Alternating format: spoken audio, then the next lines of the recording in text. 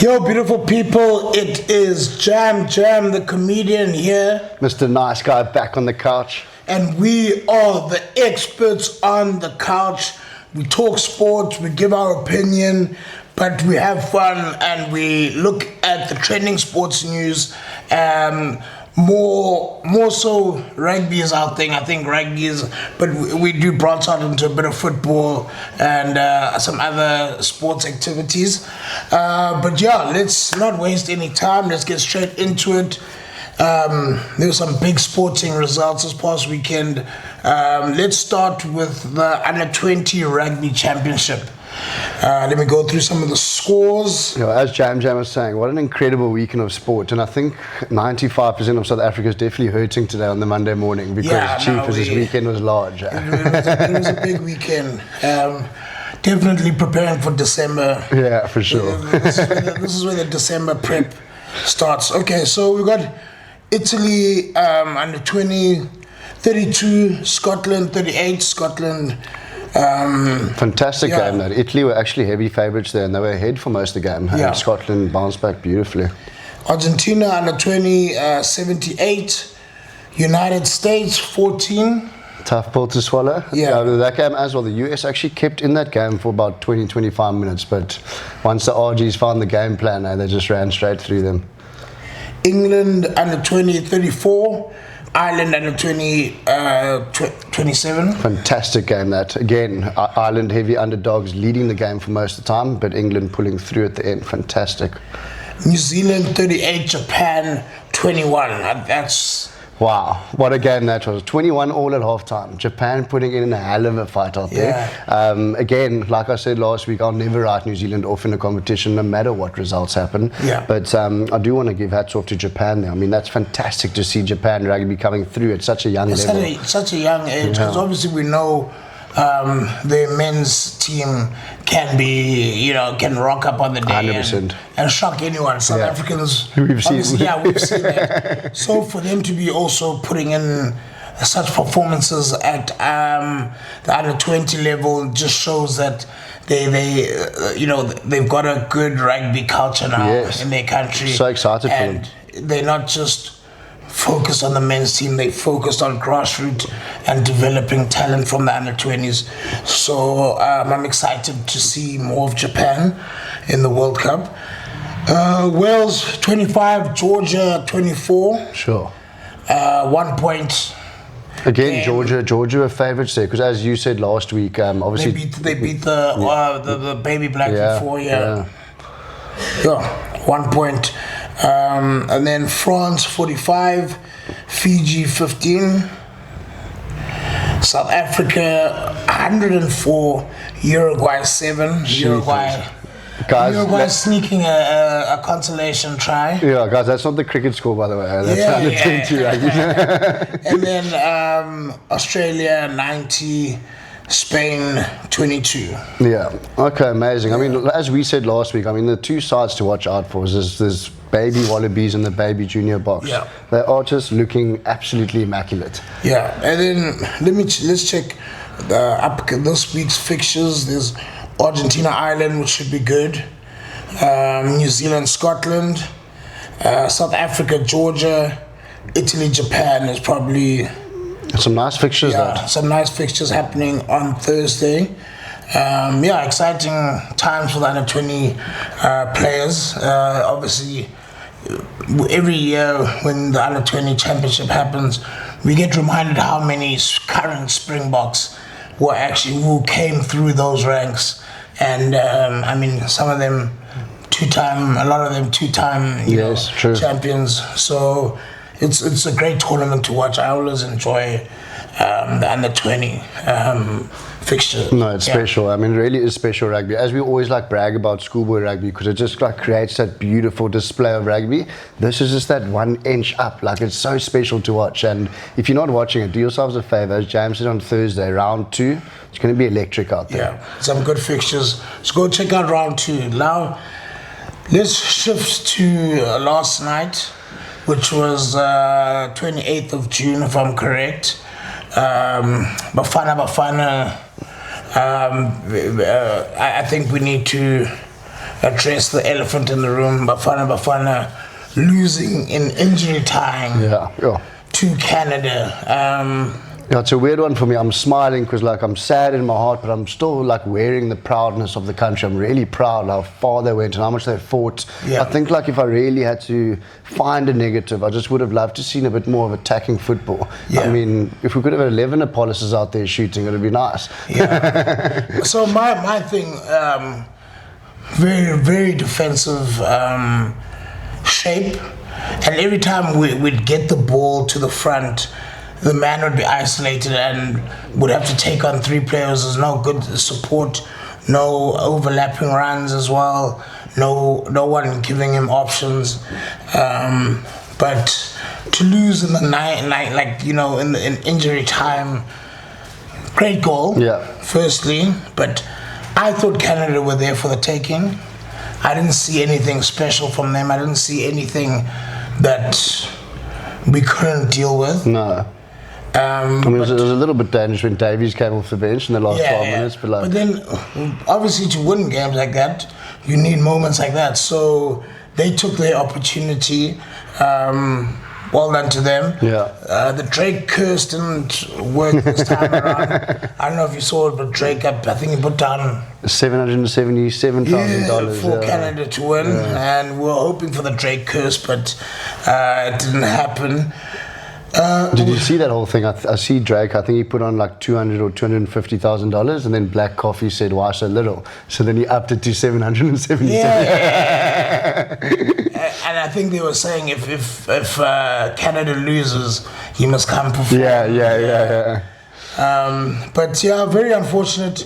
But I'm happy with how much chaos Bafana brought to the country. I mean, where I was at last night, P74, packed, people singing the national anthem, people singing songs. So special. People just connecting, having a good time. So I'm very happy that Bafana have given us that. They've given us pride again in our football, because we are a football country. Yes. That is the biggest sports by far. Let's not fool anyone. So if Bafana is doing well, and when they are doing well, it's good for the country. So for sure. To the Bafana squad, the coach, I say well done for getting us to the knockout stage. First time, nobody had high hopes, and they actually went to the next, I guess. Out of group stages. Yeah, Brilliant. I mean, for me, the biggest moment for us during this tournament was beating South Korea. No one gave us a chance, including me. I'll take that. I know. A lot of us would be lying if we said we were confident. Because remember, they even had those. They were showing South Africa's training. Yes. And then showing South Korea's like military fitness, style. Where they're doing like rugby training basically. So yeah, to Bafana and to the team, Ronald Williams, to the coach, Hugo Bruce, we as experts on the couch want to say thank you for bringing back the pride in the Bafana jersey and making us have these great sporting memories that we'll. I think you hit the nail on the head there, because like South Africans, we love uniting together and singing songs and having a good time. But why do we have that? Why do we have that opportunity? It's because of Bafana and Springboks. They allow us to have this country unite together and come together as one. Yeah. So again, I think just to like reiterate on your point, thank you Bafana. Thank you, Hugo Bruce. I mean, what an incredible time to be alive out here in South Africa while we're watching you guys out there in the US. Yeah, no, honestly, I'm so happy that Bafana have given us this, and look forward to qualifying to the next one and going a step further, going to the round of 16, the next one, the next World Cup. So then now, let us shift our attention to the big boys, the Springboks. Sure. Guys, if you haven't seen this lineup, do yourselves a favor, go online, because it's immaculate. I'm going to go through from 1 to 15 and then do the bench as well. Starting loose head, Oxen Chair, got Malcolm Marks, Thomas Tutoy at 3. Just to stop you there, I think that's, I personally think that's our strongest front row in South Africa at the moment. Yeah, definitely. Eben Etzebeth, Rowan Nokia, Sia Kolisi, Peter Steph Tutoy, Jasper Visser, Grant Williams, Mani Lebok, Come back. Kurtley Aronsa, Damien Delende, Jesse Creel, Cheslin Colby, Damian Willemse. Yeah, it's filthy. It's filthy. That is a crazy backline. That is a crazy, crazy backline. Just to think about it, like Ethan Hooker's not here. Who, I mean, like Lukanyam obviously hasn't been around, but like there's some top players. I mean, the amount of wingers that they've been talking about taking Kurtley's place, but again, it's just Edwards just scored a hat trick last week, can't make the team. Those are good problems to have. Great headaches. And then on the bench we have Jan Hendrik Wessels, Gerard Steenkamp, Zach Porten, Power. Marco van Staden, Cameron Hanekom, Kobus Reinach, Andre Esterhuizen, Kanan Moody. You know, so Rassi's actually got 2 hybrid players on the bench here. We've got Marco van Staden and Andre. Yeah. Would you have done anything differently? I don't think so. Again, this England side they're amazing. I put respect on their name always. They know how to play rugby against South Africa and New Zealand and the top ranked sides out there. So I'm happy that Rassi's going with the experienced heads out there, and at the same time a couple of youngsters in between. And I mean, the person I'm most excited about that I didn't expect to see back in the squad so early is Mani Lebok back in the 10 jersey. Yes. Very excited to see what he can do. Obviously he's been under Quade Cooper's management and Will Guinea for about 12 months now. So I mean, coming from there to Tony Ball, I mean, this man has been spoiled for selection under coaching. So yeah, long story short, I don't think I'm surprised about many. Very happy to see Marco van der Staden on the bench, because I know Rassie wants to create him into this like flank 8th man, but if we come into trouble at World Cups, he can play hooker. Yes. And then obviously Andre Esterhuizen, absolutely love this guy. Do feel a bit sorry for him though, because obviously now that he's got this whole, label of a hybrid player, he's going to be on the bench all the time. He's a bench player now. So like, I do feel a bit sorry for him, but at the same time, at least he almost solidifies himself in that 23-man squad going forward. I mean, we've seen some of the crash balls that he did against the Barbarians. That guy is a freak of nature, man. I don't think many people want to tackle him though. Yeah. No, he goes forward every time as well. Like he's put in a shift, but like you say, he'll probably always be in the 23. Yeah. It's just about whether he starts, probably because of the hybrid situation, more of an impact player, but still good to have 100%. that quality coming off the bench. Kanan Moody obviously covers 13 and wing. Do you think we should have had put a fly off in there, backup fly off? I don't think so, just because we have Damian Willemse at the back, and obviously me and you, I know, would love to see him back in that 10 jersey. I obviously do believe that Rassie believes that Mani will go throughout the whole game, obviously injury depending. But no, I'm not too stressed about that, just because of this hybrid sort of factors that Rassie has created over the past few years. Yeah, so say Mani goes down, you reckon Willemse 10. Kanan goes to the back. Kanan goes to wing, probably Cheslin at fullback. Yeah, or Kanan played 15 for the Bulls a couple of times, looked amazing as well under the high ball. Yeah. So again, like you said, Kanan can go 13, 14, 11, 15, literally. And that's why these players are getting selected, because they can cover so many positions. But anyone else that you would have wanted to see? Yes, exactly. This is what I was about to tell you now, is obviously the locks. Probably my favourite locks in South Africa, don't get me wrong, Eben and Rowan Nokia. The amount of strength and line-out organisation and the amount of experience and the maturity in there is just unbelievable. But I am a bit surprised because Rassie's like, I can see he's really paving the way for Riley Norton already. And I honestly thought he was going to get a shot against one of the big teams like England or something like that. But maybe, who knows? Maybe we just like grooming him, and New Zealand's the time to do it. But let's see what I think. That's my only surprise, really. But other than that, you think it's too early for Vusi Moyo to be involved? Is it too big of a game? I think so. I think if we were playing like Italy or Argentina, don't get me wrong, not disrespecting them at all, but like then we might have like chucked a Vusi Moyo in or Yakin Ahmed or something like that. But because England makes so much noise, man, I don't think South Africa want to lose to that. Yeah. And can you give us any insights to or your predictions for the England team?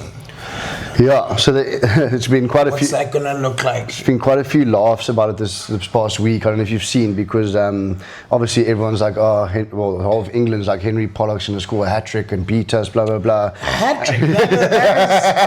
It's a massive statement. I mean, I'm trying to think the last time someone scored a hat-trick against the Springboks. As an eighth man. Yeah, that's audacious. No, it's wild. And then coming back to South Africa, a lot of people are speaking about HP, and like it's good. And me and James, I also love this man. He brings a lovely aspect to the world of rugby out there. HP sauce, baby. Sauce. But I think my point is, like, the funny thing is, like, everyone's saying it'll be such a Steve Borthwick thing to do, but just chatting about Pollock, and then they don't start him. It'll be a classic Steve Borthwick thing. Yeah. So I'm quite excited to see the side that he posts. I do think he's going to try and match Rassie and put the lineup nice and early, because they like to play games behind the doors. Yeah. But yeah, I'm very excited to see he's going to play 10 and 15. For me, that's where England's falling short at the moment, and they can't decide between Finn Smith and Marcus Smith and George Ford. And it's a good headache again, but you need to come to a decision. You can't keep putting them in different numbers on the jerseys. Yeah, I mean, Marcus Smith, when he's given the opportunity, that guy can really play some expansive rugby, gets the backline going, but can sometimes make a lot of unnecessary mistakes. So yeah, no one's really nailed down that position, the number 10 position. So it'll be interesting to see what Borthwick goes with. Now, what are your predictions for the game? Sure. So they are coming to South Africa. It's always tough at Ellis Park. I mean, with this lineup that we just saw now before the episode, I've been so excited, because Jeep that's something else that Rassie has come along with. But I'm going with Springboks by 14 points. I'm gonna say Springboks by 14 as well. Yeah. I really think this team is gonna make a statement on Saturday. It's one of the best backlines I've seen South Africa have. Everyone's like, most of the guys there would start regardless of injuries, anything. That's the best 100% backline we can get out there. So 100%. I'm pretty happy about that. And then you tell me the weakness in the forwards, from Ox to Malcolm to Thomas to Eben to Ruan to Sia to Peter Steph to Jasper. Where's the weakness there? Mate, there's so much going on there. What other international games are... Yeah, I must actually go check, but there's quite a few. Obviously, the Barbarians are busy touring at the moment. Yeah. There's a few more. Yeah, Barba's played Wales. Yeah. And 33-31 to Wales. Yeah, I think George North's last game. Yeah, scored two. And got a conversion at the end. Yeah. What a servant of Welsh rugby. A legend. Obviously also British Irish Lions legend. It's calling time in his career. I mean, I think he's basically been playing Wales or for Wales since he was probably like around 20. Literally. He's one of those... when we started watching rugby, right? Yeah. He's been there for some time. What are all the other international fixtures that are taking place? Let's just check quickly. But yeah, ladies and gentlemen, like we were saying, let's get excited for this weekend again, because the Springboks are fully back now. Yes, played Barbarians last week, does count as a test match, but we all know deep in our hearts we love playing against this team in the white jerseys, England. I can't wait for them to come to South Africa. Okay, so this week we have the Nations Championship. We have New Zealand versus France, Japan, Italy, Australia, Ireland, Fiji, Wales, Springbok, England, Argentina, Scotland. That is a very impressive fixture list for this coming weekend. Might as well just clear my calendar for the weekend now. Yeah. No, this is... I'm looking here for the New Zealand versus France. Last 5 meetings head-to-head. New Zealand 3-2. Last meeting 2025, New Zealand 29, and then France 19. So the last 3 games have gone New Zealand's way. So that I think do predictions for the let's do predictions. I think it's New going to be Zealand men versus France. the reason why I'm going larger, because we all know what France like doing, and I've seen their squad that they're sending over. It's not even their France B team; it's their France C team going over. Yes, they did well last year against New Zealand with their France C team, but New Zealand, I've seen their lineup as well. They are going with an immensely strong lineup up there. I'm going New Zealand by 19 points over France. Yeah, I'm gonna go by 19 as well. Japan, Italy. Yeah, I'm excited for that. I'm very excited for that because, again, like we were saying earlier, Japan plays such expansive rugby and it's such attractive rugby to watch. But these Italians have come a long way and they're really like putting up a fight against the best out there. So that's why I'm leaning towards Italy by 11. Yeah, I'm gonna go Italy by 6. Okay. Australia versus Ireland. Yeah, very excited for that one as well. Obviously, the Aussies coming up, a lot of the youngsters being included in the squad, which they should have been last year already, in my opinion. Ireland always trying to prove a point. Yeah, that's a real tough one, but I'm going to go Ireland by 4 there. I'm going to go Ireland 7. Wales versus Fiji. Again, not a popular opinion, but I actually really like the names on the paper for this Welsh side. I'm not just saying their brand of rugby just yet, but the names on paper is absolutely fantastic if you actually go name for name. And I think once they start like getting the cohesion and their game plan correct, it's going to be a proper team to watch. So I'm going Wales by 12 points over Fiji. Wales by 15. Obviously, we spoke about Springboks. Argentina, Scotland. Yeah. Last game of the evening. Can we do total points for that one? In Argentina, I'm going to have to say Argentina by 7-8 points. Argentina by 10, I reckon.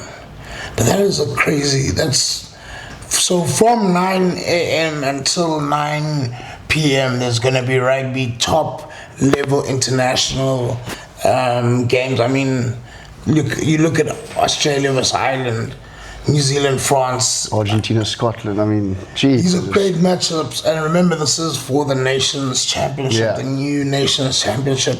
So, it's going to be a very good weekend for rugby lovers. But I don't know if you saw in it was trending news this past weekend that they're actually struggling to sell tickets for the Ellis Park. Yes. For the Ellis Park England fixture. Surprises me, but it surprises me and also not in a way, because we have spoken about the safety aspect and all of that. But is it the price thing or what is it? I think it could be the price, man. Like some people were saying it's up to 2,000 a ticket.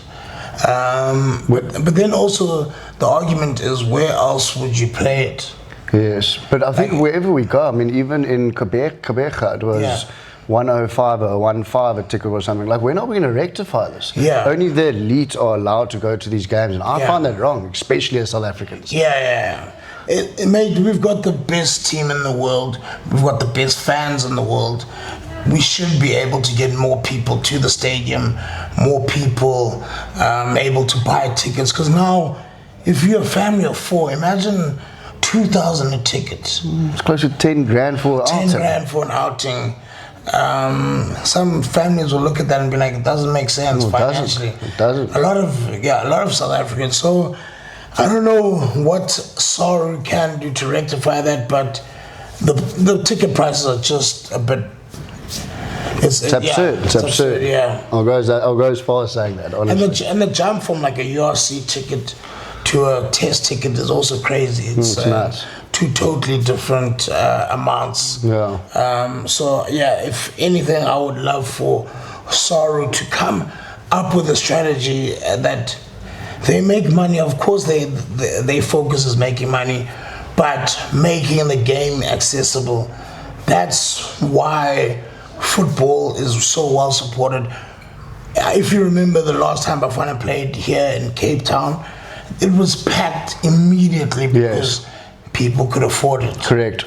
I think the tickets were, if I'm not correct, I'll be lying to you, I can't remember. It was 200, 250 a ticket. Yeah. That's your national team. That's. Obviously rugby could be a bit more expensive, but I think we should be looking at 500 to 1,000 at most. We need to make it accessible. That's the bottom line. Yeah, I genuinely think that going forward, Saru just needs to come out and tell us, or give us the reasons as to why the ticket price 100% is so high, and if they have any plans to rectify it. So then we can continue to have people, new fans, coming to the stadium. I mean, it's crazy that we still have a whole fan base that's never been to the Springboks live. No, it's not. Because it's too expensive. Unacceptable in my opinion. Yeah. But ladies and gentlemen, I just want to go back to those pics out there. This legend sitting next to me right here. I mean, at the moment in the past 7 weeks, we've been sitting on a few platforms as tipsters, sitting at 74% win rate, actually sitting at number 1 at the moment, plus 7.4K, cooking. I hope you guys are also cooking at the moment because jeepers. This guy, he just reads out winner after winner. So it's your guys' fault if you're not taking Guys, please, our tips, our picks for the week, please listen to everything we say on this podcast, because we are giving you the tips to win when you go onto these sites. Obviously, we want you to enjoy, have responsible fun, but we also want you to win. Yeah. We've been winning, so we want you guys to win. But yeah, exciting times for rugby fans especially. I mean, football also going to be heating up this week with the knockout phase of the World Cup. So I'm excited for the next week's episode to, talk. There's going to be a lot to unpack. Yeah. There's a lot of sports we need to go watch right now. 100%. Starting Thursday, we've got a lot to get through. But anyway, thank you very much, everyone. Please like, subscribe, share, click on our Instagram, Facebook, all that stuff. Please go check us out. We are the experts on the couch. Thank you very much. My name is Kanyisa Jam Jam. Mr. Nice Guy out here. Have a lovely week to you all. See you soon. Thank you guys.